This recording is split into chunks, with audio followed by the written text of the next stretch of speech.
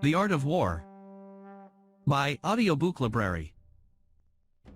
The Art of War. Author, Sun TZU.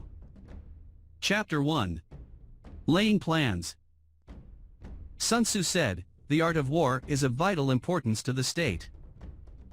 It is a matter of life and death, a road either to safety or to ruin. Hence it is a subject of inquiry which can on no account be neglected."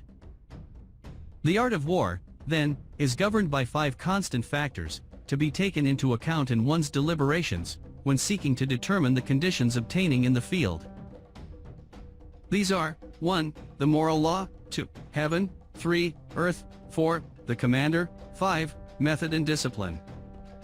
5,6. The moral law causes the people to be in complete accord with their ruler, so that they will follow him regardless of their lives, undismayed by any danger.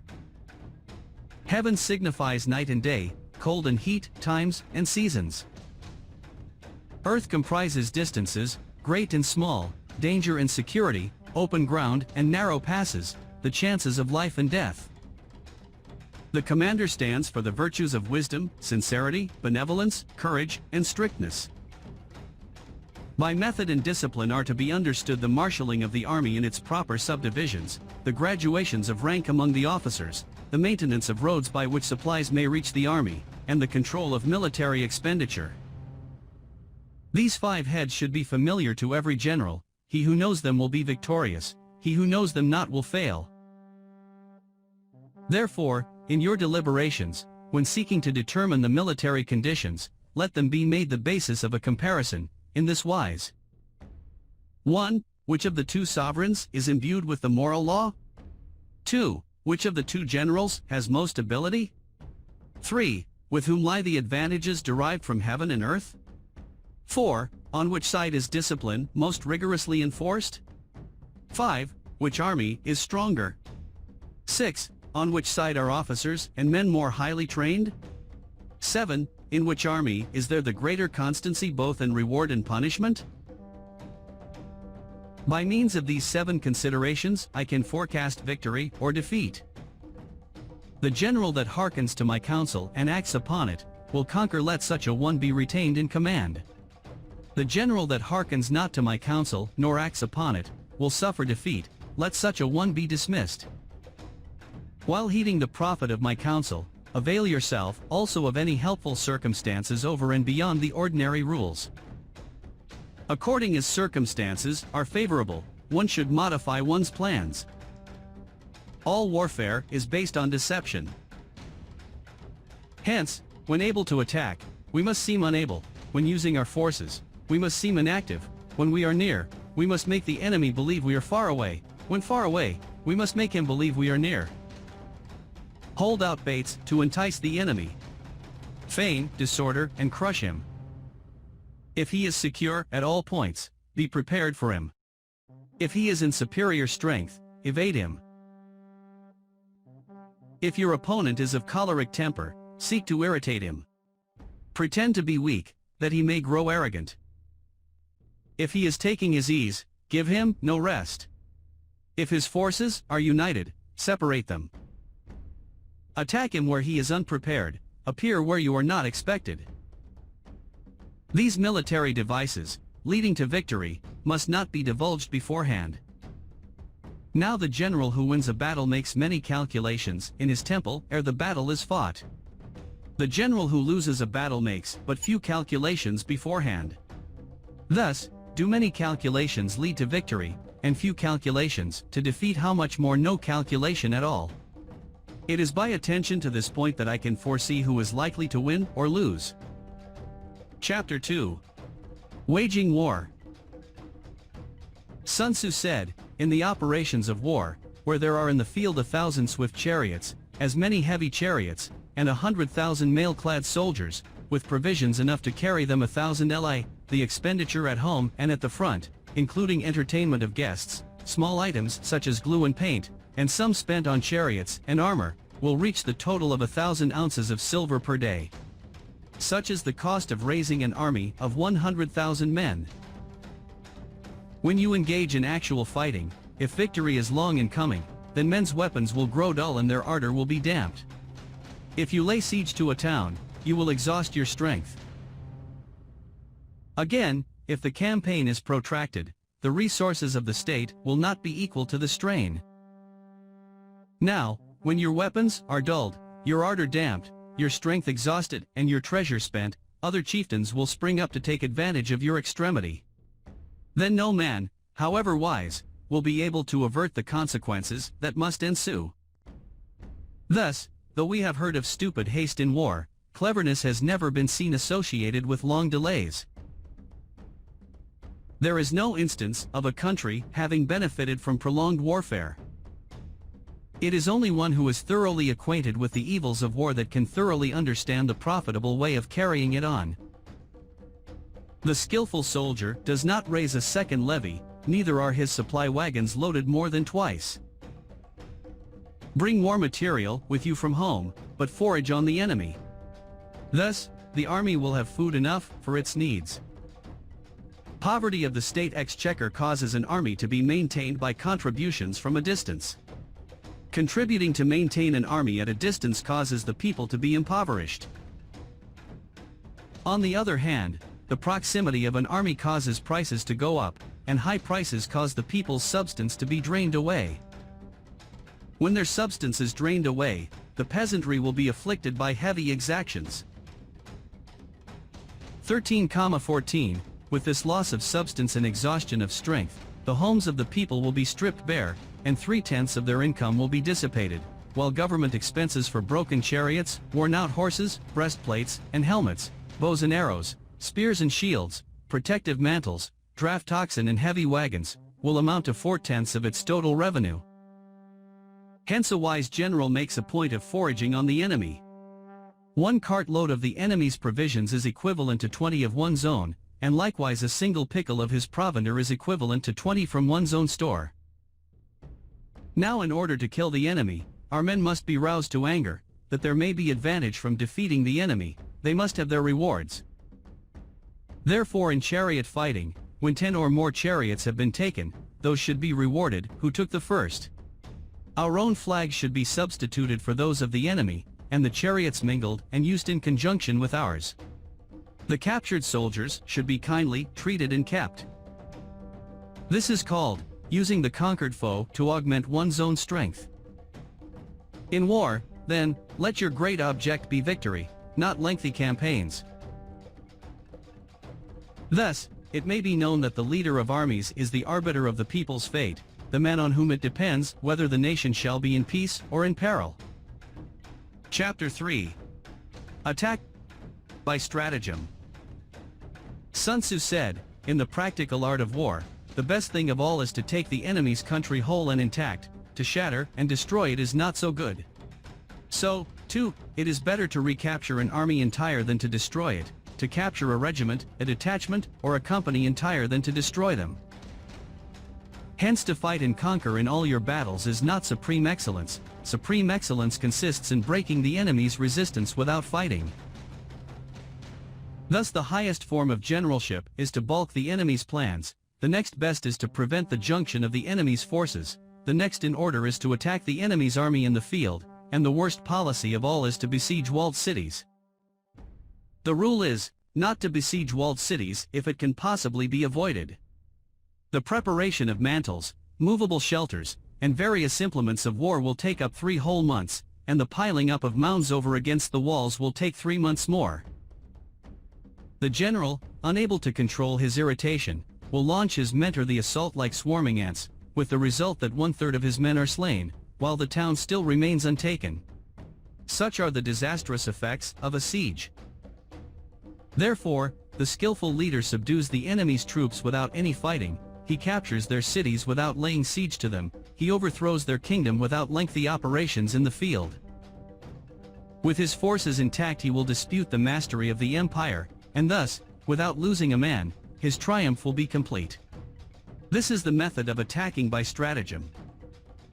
It is the rule in war, if our forces are 10 to the enemy's 1, to surround him, if 5 to 1, to attack him, if twice as numerous, to divide our army into 2. If equally matched, we can offer battle, If slightly inferior in numbers, we can avoid the enemy; if quite unequal in every way, we can flee from him. Hence, though an obstinate fight may be made by a small force, in the end it must be captured by the larger force. Now the general is the bulwark of the state. If the bulwark is complete at all points, the state will be strong; if the bulwark is defective, the state will be weak. There are three ways in which a ruler can bring misfortune upon his army. 1. By commanding the army to advance or to retreat, being ignorant of the fact that it cannot obey. This is called hobbling the army. 2. By attempting to govern an army in the same way as he administers a kingdom, being ignorant of the conditions which obtain in an army. This causes restlessness in the soldiers' minds. 3. By employing the officers of his army without discrimination, through ignorance of the military principle of adaptation to circumstances. This shakes the confidence of the soldiers. But when the army is restless and distrustful, trouble is sure to come from the other feudal princes. This is simply bringing anarchy into the army and flinging victory away. Thus we may know that there are 5 essentials for victory. 1. He will win who knows when to fight and when not to fight. 2. He will win who knows how to handle both superior and inferior forces. 3. He will win whose army is animated by the same spirit throughout all its ranks. 4. He will win who, prepared himself, waits to take the enemy unprepared. 5. He will win who has military capacity and is not interfered with by the sovereign. Hence the saying, if you know the enemy and know yourself, you need not fear the result of 100 battles. If you know yourself but not the enemy, for every victory gained you will also suffer a defeat. If you know neither the enemy nor yourself, you will succumb in every battle. Chapter 4. Tactical Dispositions. Sun Tzu said, "The good fighters of old first put themselves beyond the possibility of defeat, and then waited for an opportunity of defeating the enemy." To secure ourselves against defeat lies in our own hands, but the opportunity of defeating the enemy is provided by the enemy himself. Thus, the good fighter is able to secure himself against defeat but cannot make certain of defeating the enemy. Hence the saying, one may know how to conquer without being able to do it. Security against defeat implies defensive tactics. Ability to defeat the enemy means taking the offensive. Standing on the defensive indicates insufficient strength, attacking, a superabundance of strength. The general who is skilled in defense hides in the most secret recesses of the earth; he who is skilled in attack flashes forth from the topmost heights of heaven. Thus on the one hand, we have ability to protect ourselves, on the other, a victory that is complete. To see victory only when it is within the ken of the common herd is not the acme of excellence. Neither is it the acme of excellence if you fight and conquer and the whole empire says, "Well done." To lift an autumn hair is no sign of great strength, to see the sun and moon is no sign of sharp sight, to hear the noise of thunder is no sign of a quick ear. What the ancients called a clever fighter is one who not only wins but excels in winning with ease. Hence his victories bring him neither reputation for wisdom nor credit for courage. He wins his battles by making no mistakes. Making no mistakes is what establishes the certainty of victory, for it means conquering an enemy that is already defeated. Hence the skillful fighter puts himself into a position which makes defeat impossible, and does not miss the moment for defeating the enemy. Thus it is that in war the victorious strategist only seeks battle after the victory has been won, whereas he who is destined to defeat first fights and afterwards looks for victory. The consummate leader cultivates the moral law, and strictly adheres to method and discipline, thus, it is in his power to control success. In respect of military method, we have, firstly, measurement; secondly, estimation of quantity; thirdly, calculation; fourthly, balancing of chances; fifthly, victory. Measurement owes its existence to earth, estimation of quantity to measurement, calculation to estimation of quantity, balancing of chances to calculation, and victory to balancing of chances. A victorious army opposed to a routed one, is as a pound's weight placed in the scale against a single grain. The onrush of a conquering force is like the bursting of pent-up waters into a chasm 1,000 fathoms deep. Chapter 5. Energy. Sun Tzu said, "The control of a large force is the same principle as the control of a few men, it is merely a question of dividing up their numbers." Fighting with a large army under your command is nowise different from fighting with a small one, it is merely a question of instituting signs and signals. To ensure that your whole host may withstand the brunt of the enemy's attack and remain unshaken, this is effected by maneuvers direct and indirect. That the impact of your army may be like a grindstone dashed against an egg, this is effected by the science of weak points and strong. In all fighting, the direct method may be used for joining battle, but indirect methods will be needed in order to secure victory. Indirect tactics, efficiently applied, are inexhaustible as heaven and earth, unending as the flow of rivers and streams, like the sun and moon, they end but to begin anew, like the four seasons, they pass away to return once more. There are not more than 5 musical notes, yet the combinations of these 5 give rise to more melodies than can ever be heard. There are not more than 5 primary colors, blue, yellow, red, white, and black, yet in combination they produce more hues than can ever been seen. There are not more than 5 cardinal tastes, sour, acrid, salt, sweet, bitter, yet combinations of them yield more flavors than can ever be tasted. In battle, there are not more than 2 methods of attack, the direct and the indirect, yet these 2 in combination give rise to an endless series of maneuvers. The direct and the indirect lead on to each other in turn. It is like moving in a circle, you never come to an end. Who can exhaust the possibilities of their combination? The onset of troops is like the rush of a torrent which will even roll stones along in its course. The quality of decision is like the well-timed swoop of a falcon which enables it to strike and destroy its victim. Therefore, the good fighter will be terrible in his onset, and prompt in his decision. Energy may be likened to the bending of a crossbow, decision, to the releasing of a trigger. Amid the turmoil and tumult of battle, there may be seeming disorder and yet no real disorder at all. Amid confusion and chaos, your array may be without head or tail, yet it will be proof against defeat. Simulated disorder postulates perfect discipline, simulated fear postulates courage, simulated weakness postulates strength. Hiding order beneath the cloak of disorder is simply a question of subdivision. Concealing courage under a show of timidity presupposes a fund of latent energy. Masking strength with weakness is to be affected by tactical dispositions. Thus, one who is skillful at keeping the enemy on the move maintains deceitful appearances, according to which the enemy will act.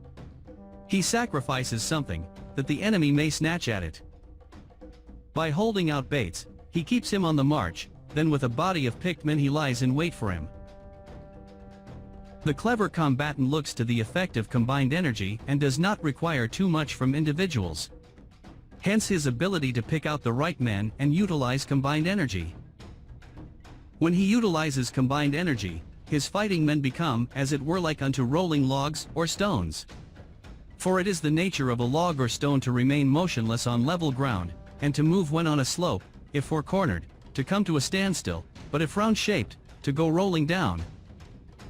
Thus the energy developed by good fighting men is as the momentum of a round stone rolled down a mountain thousands of feet in height. So much about energy. Chapter 6. Weak points and strong. Sun Tzu said, "Whoever is first in the field and awaits the coming of the enemy, will be fresh for the fight. Whoever is second in the field and must hasten to battle will arrive exhausted."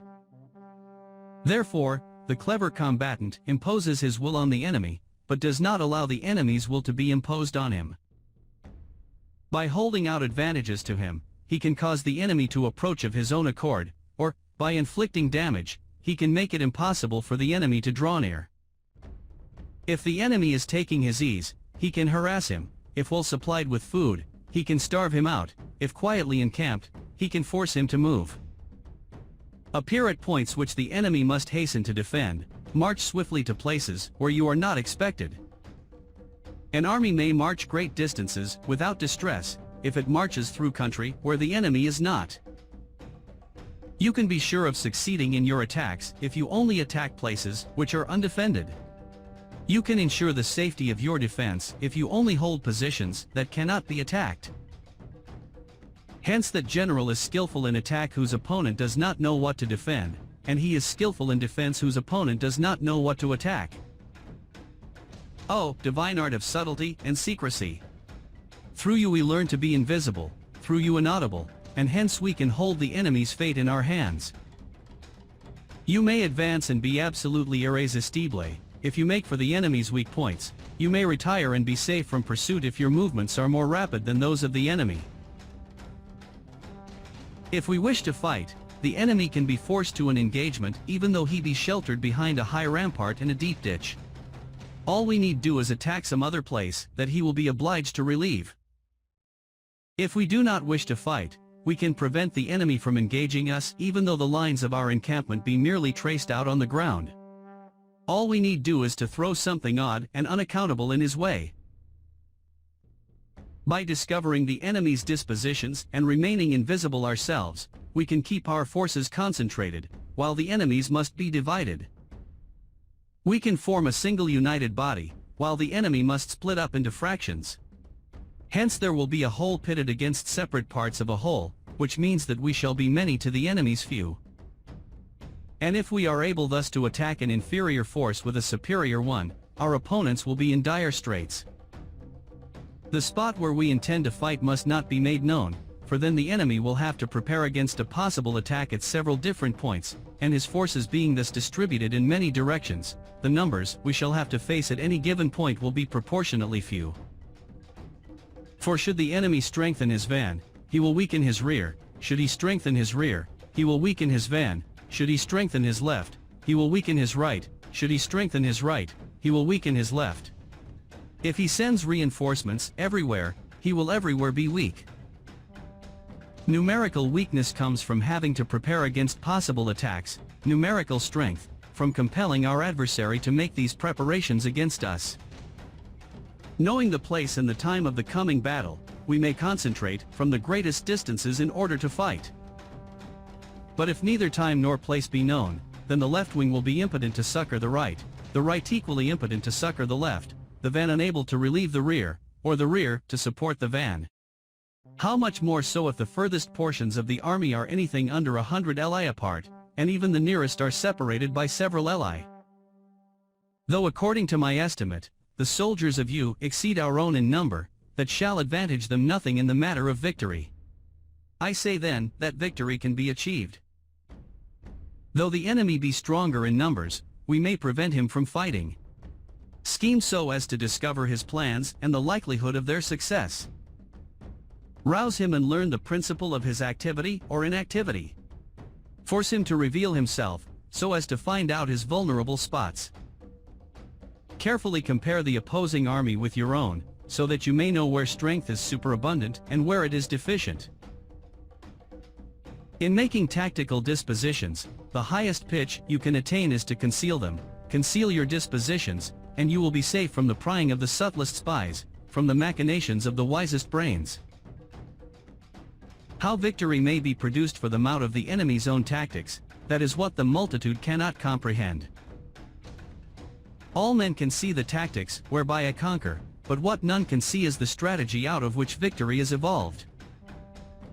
Do not repeat the tactics which have gained you one victory, but let your methods be regulated by the infinite variety of circumstances. Military tactics are like unto water, for water in its natural course runs away from high places and hastens downwards. So, in war, the way is to avoid what is strong and to strike at what is weak. Water shapes its course according to the nature of the ground over which it flows. The soldier works out his victory in relation to the foe whom he is facing. Therefore, just as water retains no constant shape, so in warfare there are no constant conditions. He who can modify his tactics in relation to his opponent and thereby succeed in winning, may be called a heaven-born captain. The 5 elements, water, fire, wood, metal, earth, are not always equally predominant. The 4 seasons make way for each other in turn. There are short days and long, the moon has its periods of waning and waxing. Chapter 7. Maneuvering. Sun Tzu said, "In war, the general receives his commands from the sovereign. Having collected an army and concentrated his forces, he must blend and harmonize the different elements thereof before pitching his camp. After that, comes tactical maneuvering, than which there is nothing more difficult. The difficulty of tactical maneuvering consists in turning the devious into the direct, and misfortune into gain. Thus, to take a long and circuitous route, after enticing the enemy out of the way, and though starting after him, to contrive to reach the goal before him, shows knowledge of the artifice of deviation. Maneuvering with an army is advantageous, with an undisciplined multitude, most dangerous. If you set a fully equipped army in march in order to snatch an advantage, the chances are that you will be too late. On the other hand, to detach a flying column for the purpose involves the sacrifice of its baggage and stores. Thus, if you order your men to roll up their buff coats, and make forced marches without halting day or night, covering double the usual distance at a stretch, doing 100 li in order to wrest an advantage, the leaders of all your 3 divisions will fall into the hands of the enemy. The stronger men will be in front, the jaded ones will fall behind, and on this plan only 1/10 of your army will reach its destination. If you march 50 li in order to outmaneuver the enemy, you will lose the leader of your first division, and only half your force will reach the goal. If you march 30 li with the same object, 2/3 of your army will arrive. We may take it then that an army without its baggage train is lost, without provisions it is lost, without bases of supply it is lost. We cannot enter into alliances until we are acquainted with the designs of our neighbors. We are not fit to lead an army on the march unless we are familiar with the face of the country, its mountains and forests, its pitfalls and precipices, its marshes and swamps. We shall be unable to turn natural advantage to account unless we make use of local guides. In war, practice dissimulation and you will succeed. Whether to concentrate or to divide your troops must be decided by circumstances. Let your rapidity be that of the wind, your compactness that of the forest. In raiding and plundering be like fire, in immovability like a mountain. Let your plans be dark and impenetrable as night, and when you move, fall like a thunderbolt. When you plunder a countryside, let the spoil be divided amongst your men. When you capture new territory, cut it up into allotments for the benefit of the soldiery. Ponder and deliberate before you make a move. He will conquer who has learnt the artifice of deviation. Such is the art of maneuvering. The Book of Army Management says, on the field of battle, the spoken word does not carry far enough, hence the institution of gongs and drums. Nor can ordinary objects be seen clearly enough, hence the institution of banners and flags. Gongs and drums, banners, and flags, are means whereby the ears and eyes of the host may be focused on one particular point. The host thus forming a single united body, is it impossible either for the brave to advance alone, or for the cowardly to retreat alone. This is the art of handling large masses of men. In night fighting, then, make much use of signal fires and drums, and in fighting by day, of flags and banners, as a means of influencing the ears and eyes of your army. A whole army may be robbed of its spirit, a commander-in-chief may be robbed of his presence of mind. Now a soldier's spirit is keenest in the morning, by noonday it has begun to flag, and in the evening, his mind is bent only on returning to camp. A clever general, therefore, avoids an army when its spirit is keen, but attacks it when it is sluggish and inclined to return. This is the art of studying moods. Disciplined and calm, to await the appearance of disorder and hubbub amongst the enemy, this is the art of retaining self-possession. To be near the goal while the enemy is still far from it, to wait at ease while the enemy is toiling and struggling, to be well fed while the enemy is famished, this is the art of husbanding one's strength. To refrain from intercepting an enemy whose banners are in perfect order, to refrain from attacking an army drawn up in calm and confident array, this is the art of studying circumstances. It is a military axiom not to advance uphill against the enemy, nor to oppose him when he comes downhill. Do not pursue an enemy who simulates flight, do not attack soldiers whose temper is keen. Do not swallow bait offered by the enemy. Do not interfere with an army that is returning home. When you surround an army, leave an outlet free. Do not press a desperate foe too hard. Such is the art of warfare. Chapter 8. Variation in Tactics. Sun Tzu said, "In war, the general receives his commands from the sovereign, collects his army and concentrates his forces. When in difficult country, do not encamp. In country where high roads intersect, join hands with your allies. Do not linger in dangerously isolated positions.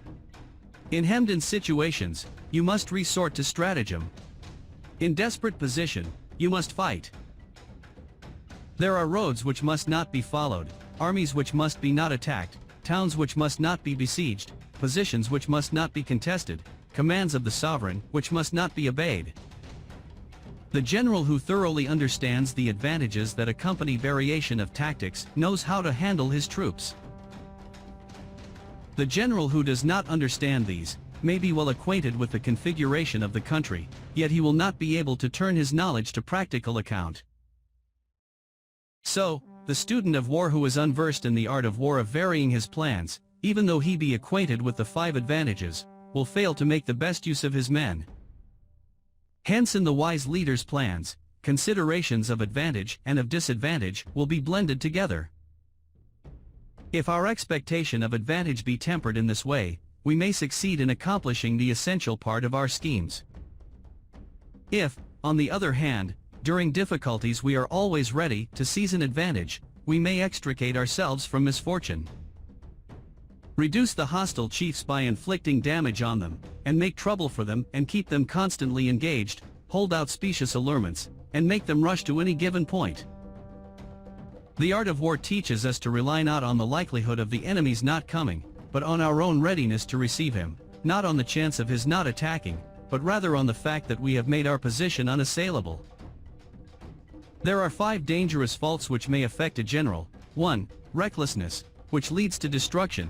2. Cowardice, which leads to capture. 3. A hasty temper, which can be provoked by insults. 4. A delicacy of honor which is sensitive to shame. 5. Over-solicitude for his men, which exposes him to worry and trouble.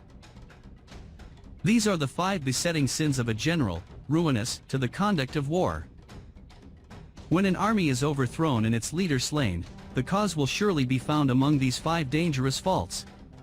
Let them be a subject of meditation. Chapter 9.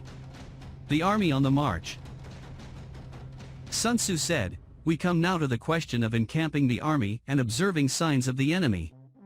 Pass quickly over mountains and keep in the neighborhood of valleys. Camp in high places, facing the sun.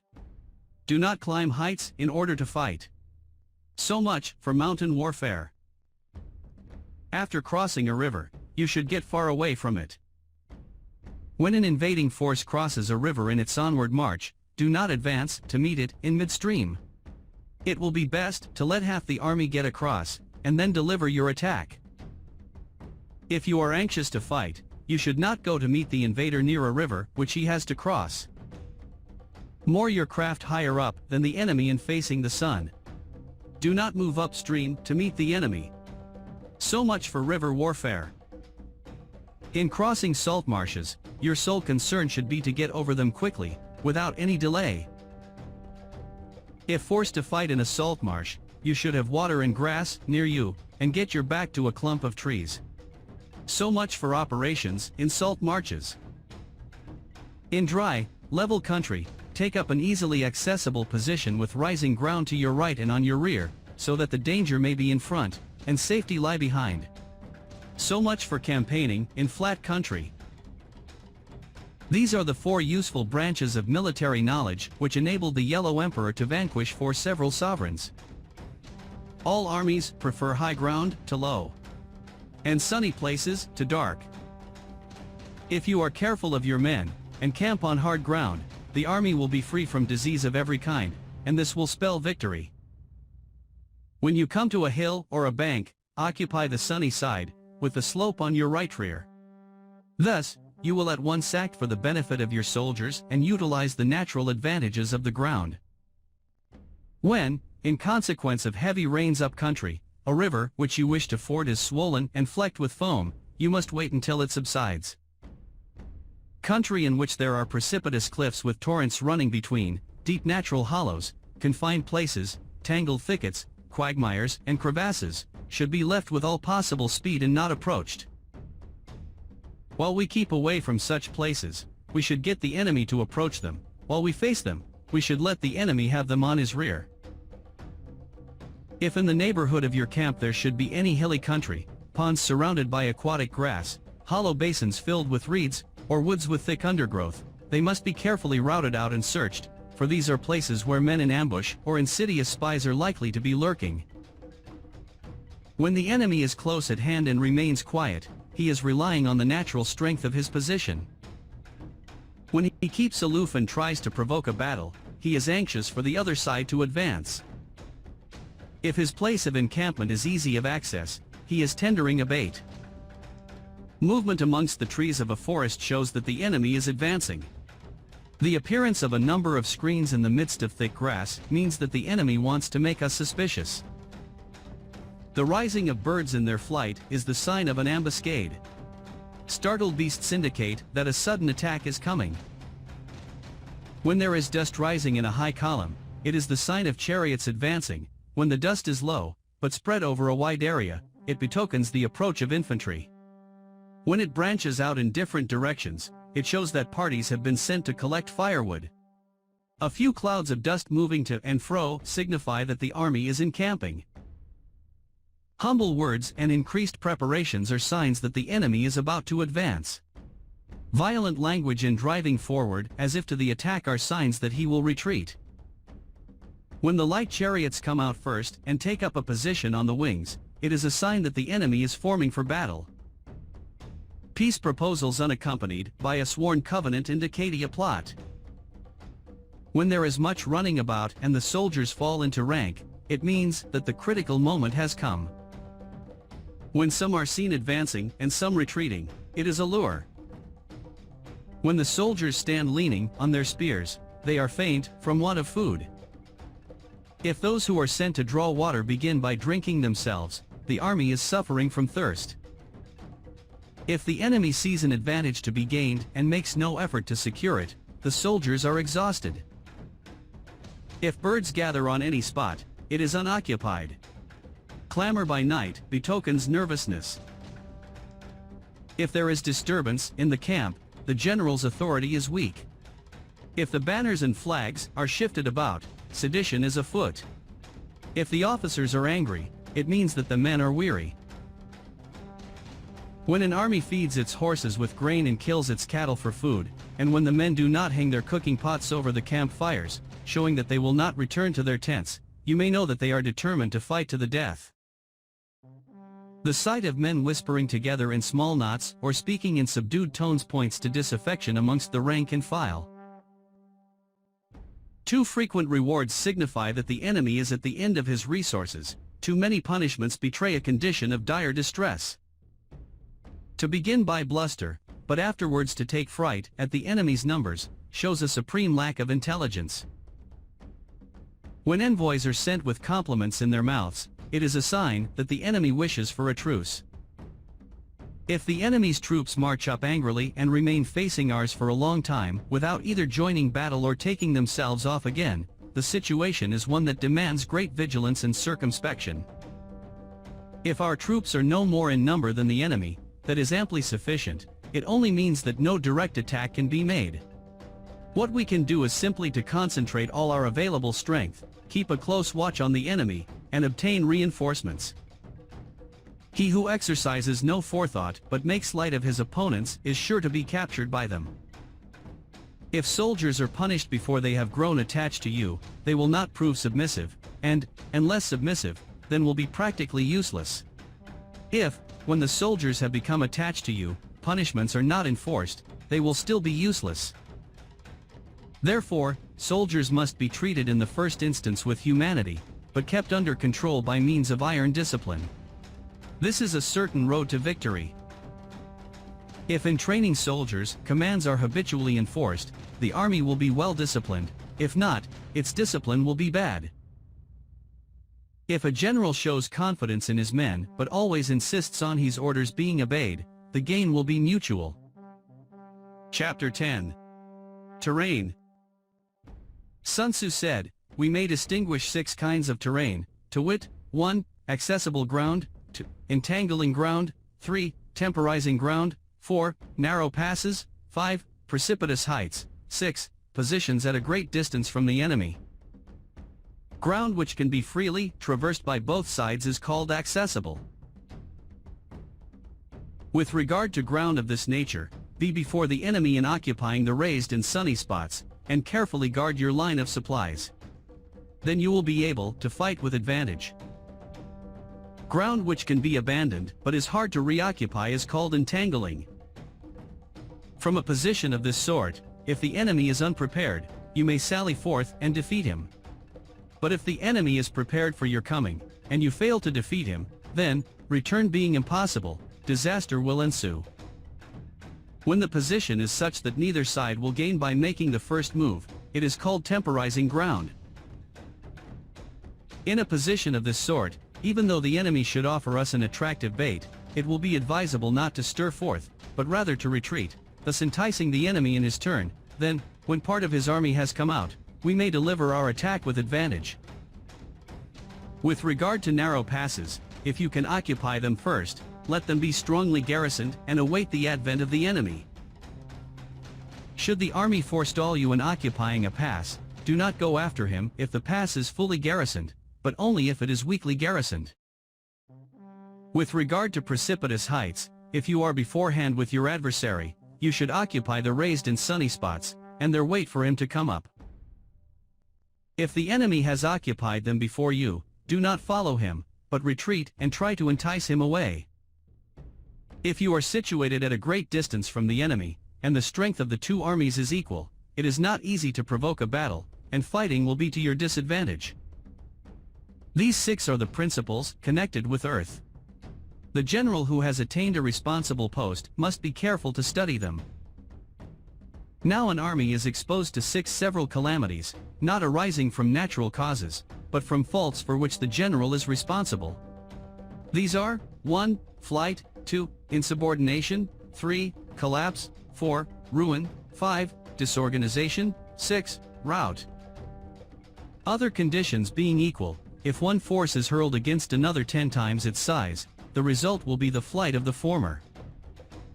When the common soldiers are too strong and their officers too weak, the result is insubordination. When the officers are too strong and the common soldiers too weak, the result is collapse. When the higher officers are angry and insubordinate, and on meeting the enemy give battle on their own account from a feeling of resentment, before the commander-in-chief can tell whether or no he is in a position to fight, the result is ruin. When the general is weak and without authority, when his orders are not clear and distinct, when there are no fixed duties assigned to officers and men, and the ranks are formed in a slovenly haphazard manner, the result is utter disorganization. When a general, unable to estimate the enemy's strength, allows an inferior force to engage a larger one, or hurls a weak detachment against a powerful one, and neglects to place picked soldiers in the front rank, the result must be rout. These are 6 ways of courting defeat, which must be carefully noted by the general who has attained a responsible post. The natural formation of the country is the soldier's best ally, but a power of estimating the adversary, of controlling the forces of victory, and of shrewdly calculating difficulties, dangers, and distances, constitutes the test of a great general. He who knows these things, and in fighting puts his knowledge into practice, will win his battles. He who knows them not, nor practices them, will surely be defeated. If fighting is sure to result in victory, then you must fight, even though the ruler forbid it. If fighting will not result in victory, then you must not fight even at the ruler's bidding. The general who advances without coveting fame and retreats without fearing disgrace, whose only thought is to protect his country and do good service for his sovereign, is the jewel of the kingdom. Regard your soldiers as your children, and they will follow you into the deepest valleys, look upon them as your own beloved sons, and they will stand by you even unto death. If, however, you are indulgent, but unable to make your authority felt, kind-hearted, but unable to enforce your commands, and incapable, moreover, of quelling disorder, then your soldiers must be likened to spoiled children, they are useless for any practical purpose. If we know that our own men are in a condition to attack, but are unaware that the enemy is not open to attack, we have gone only halfway towards victory. If we know that the enemy is open to attack, but are unaware that our own men are not in a condition to attack, we have gone only halfway towards victory. If we know that the enemy is open to attack, and also know that our men are in a condition to attack, but are unaware that the nature of the ground makes fighting impracticable, we have still gone only halfway towards victory. Hence the experienced soldier, once in motion, is never bewildered, once he has broken camp, he is never at a loss. Hence the saying, if you know the enemy and know yourself, your victory will not stand in doubt, if you know heaven and know earth, you may make your victory complete. Chapter 11. The 9 Situations. Sun Tzu said, the art of war recognizes 9 varieties of ground: 1. Dispersive ground, 2. Facile ground, 3. Contentious ground, 4. Open ground, 5. Ground of intersecting highways, 6. Serious ground, 7. Difficult ground, 8. Hemmed-in ground. 9. Desperate ground. When a chieftain is fighting in his own territory, it is dispersive ground.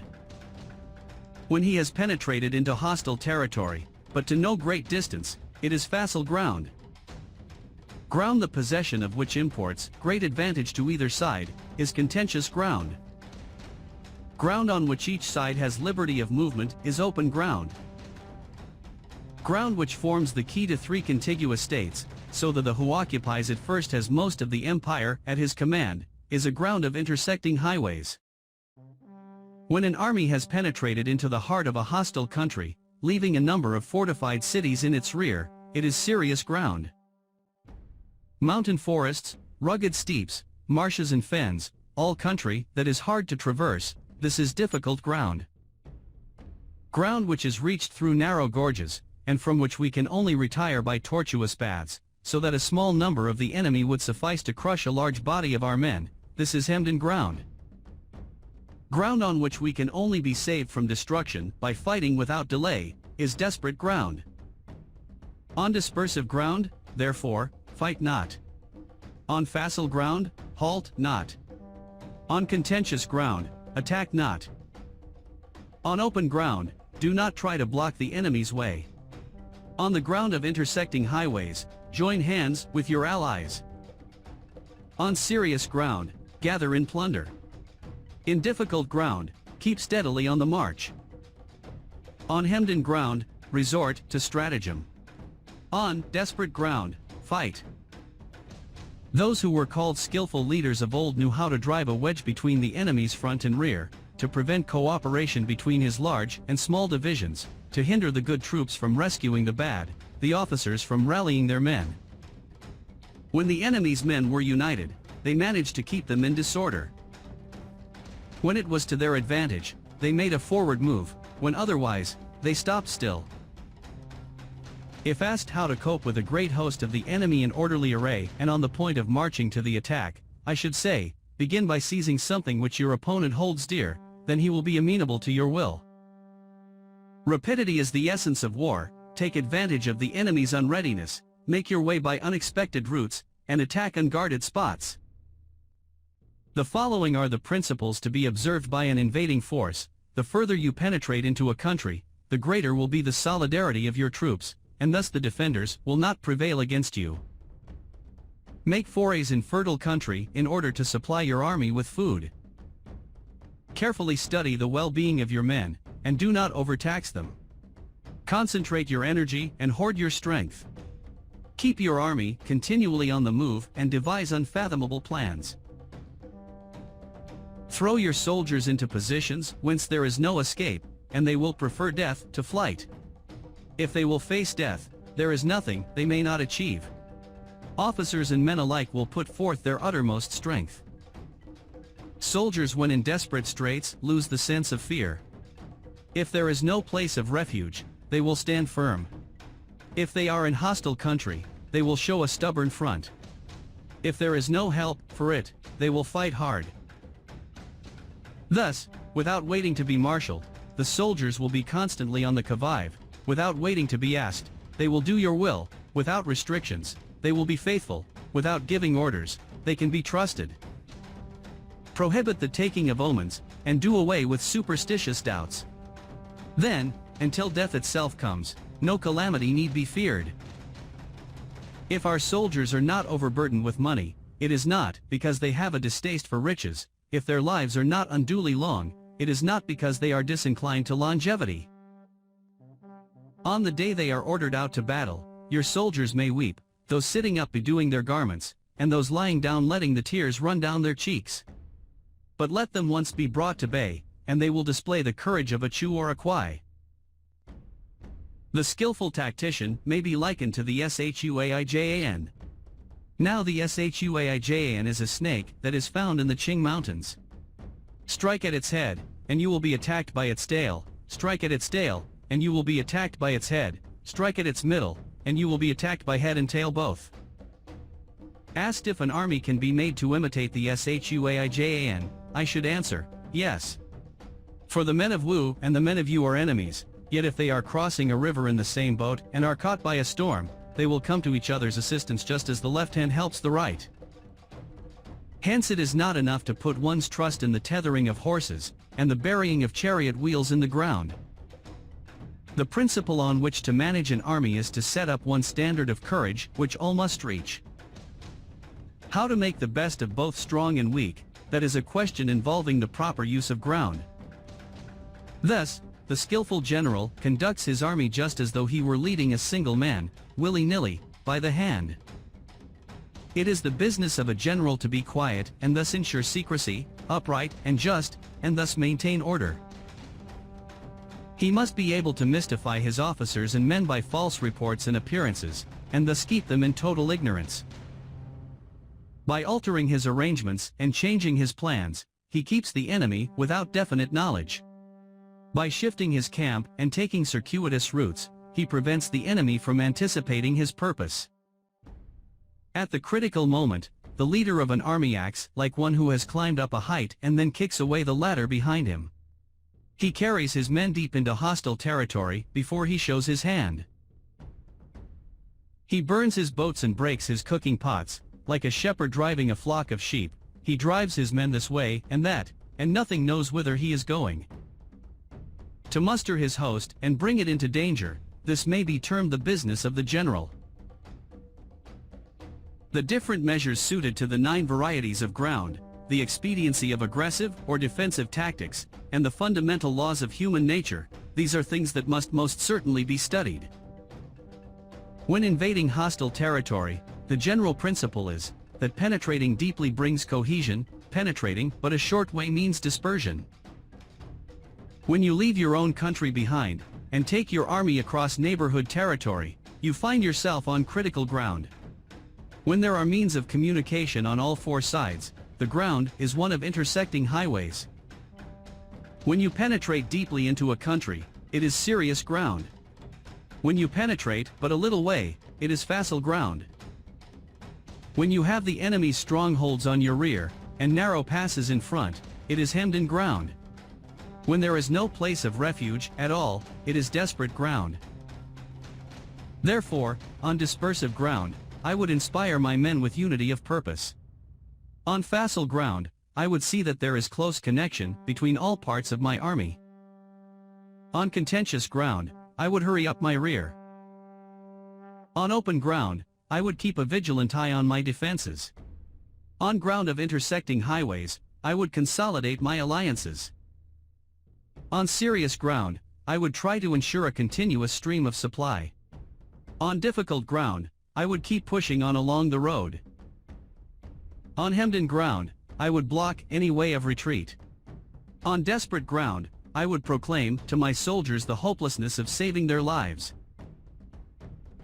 For it is the soldier's disposition to offer an obstinate resistance when surrounded, to fight hard when he cannot help himself, and to obey promptly when he has fallen into danger. We cannot enter into alliance with neighboring princes until we are acquainted with their designs. We are not fit to lead an army on the march unless we are familiar with the face of the country, its mountains and forests, its pitfalls and precipices, its marshes and swamps. We shall be unable to turn natural advantages to account unless we make use of local guides. To be ignored of any one of the following 4 or 5 principles does not befit a warlike prince. When a warlike prince attacks a powerful state, his generalship shows itself in preventing the concentration of the enemy's forces. He overawes his opponents, and their allies are prevented from joining against him. Hence, he does not strive to ally himself with all and sundry, nor does he foster the power of other states.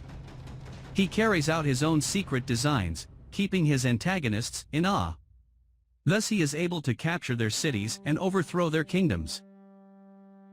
Bestow rewards without regard to rule, issue orders without regard to previous arrangements, and you will be able to handle a whole army as though you had to do with but a single man. Confront your soldiers with the deed itself, never let them know your design. When the outlook is bright, bring it before their eyes, but tell them nothing when the situation is gloomy. Place your army in deadly peril, and it will survive, plunge it into desperate straits, and it will come off in safety. For it is precisely when a force has fallen into harm's way that is capable of striking a blow for victory. Success in warfare is gained by carefully accommodating ourselves to the enemy's purpose. By persistently hanging on the enemy's flank, we shall succeed in the long run in killing the commander-in-chief. This is called ability to accomplish a thing by sheer cunning. On the day that you take up your command, block the frontier passes, destroy the official tallies, and stop the passage of all emissaries. Be stern in the council chamber, so that you may control the situation. If the enemy leaves a door open, you must rush in. Forestall your opponent by seizing what he holds dear, and subtly contrive to time his arrival on the ground. Walk in the path defined by rule and accommodate yourself to the enemy until you can fight a decisive battle. At first, then, exhibit the coyness of a maiden, until the enemy gives you an opening, afterwards emulate the rapidity of a running hare, and it will be too late for the enemy to oppose you. Chapter 12. The Attack by Fire. Sun Tzu said, there are 5 ways of attacking with fire. The first is to burn soldiers in their camp, the second is to burn stores, the third is to burn baggage trains, the fourth is to burn arsenals and magazines, the fifth is to hurl dropping fire amongst the enemy. In order to carry out an attack, we must have means available. The material for raising fire should always be kept in readiness. There is a proper season for making attacks with fire, and special days for starting a conflagration. The proper season is when the weather is very dry, the special days are those when the moon is in the constellations of the sieve, the wall, the wing, or the crossbar, for these 4 are all days of rising wind. In attacking with fire, one should be prepared to meet 5 possible developments. 1. When fire breaks out inside to enemy's camp, respond at once with an attack from without. 2. If there is an outbreak of fire, but the enemy's soldiers remain quiet, bide your time and do not attack.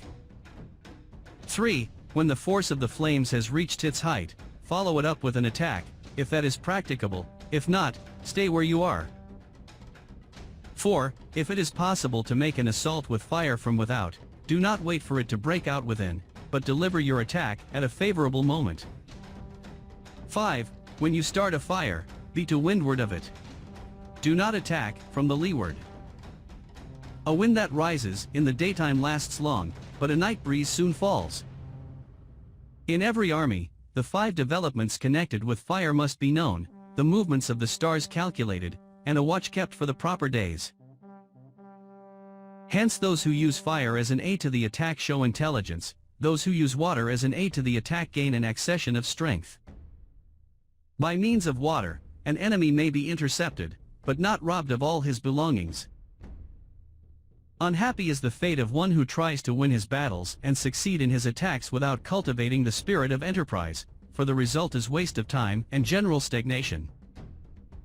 Hence the saying, the enlightened ruler lays his plans well ahead, the good general cultivates his resources. Move not unless you see an advantage, use not your troops unless there is something to be gained, fight not unless the position is critical. No ruler should put troops into the field merely to gratify his own spleen, no general should fight a battle simply out of pique. If it is to your advantage, make a forward move, if not, stay where you are. Anger may in time change to gladness, vexation may be succeeded by content. But a kingdom that has once been destroyed can never come again into being, nor can the dead ever be brought back to life. Hence the enlightened ruler is heedful, and the good general full of caution. This is the way to keep a country at peace and an army intact. Chapter 13. The Use of Spies. Sun Tzu said, raising a host of 100,000 men and marching them great distances entails heavy loss on the people and a drain on the resources of the state. The daily expenditure will amount to 1,000 ounces of silver. There will be commotion at home and abroad, and men will drop down exhausted on the highways. As many as 700,000 families will be impeded in their labor.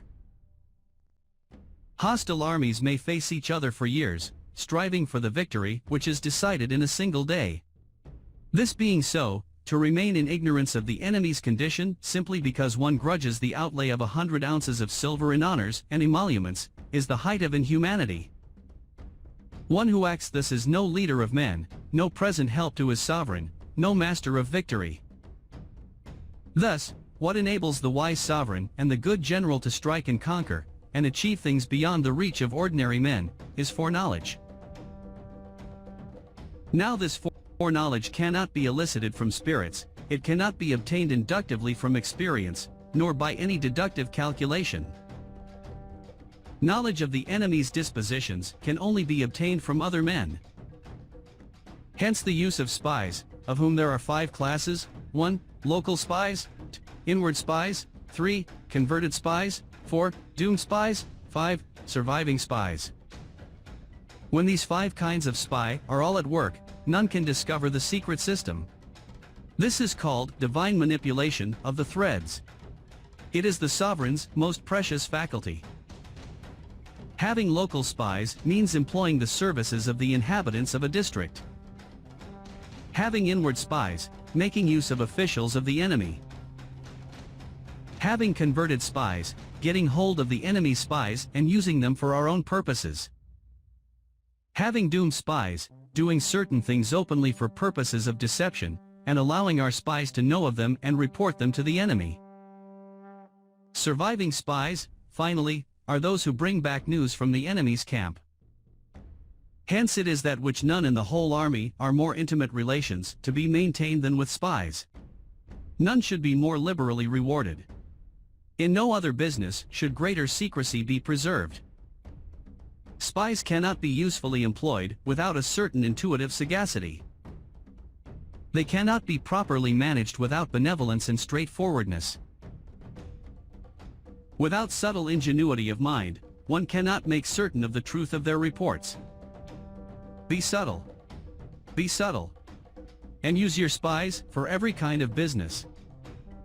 If a secret piece of news is divulged by a spy before the time is ripe, he must be put to death together with the man to whom the secret was told.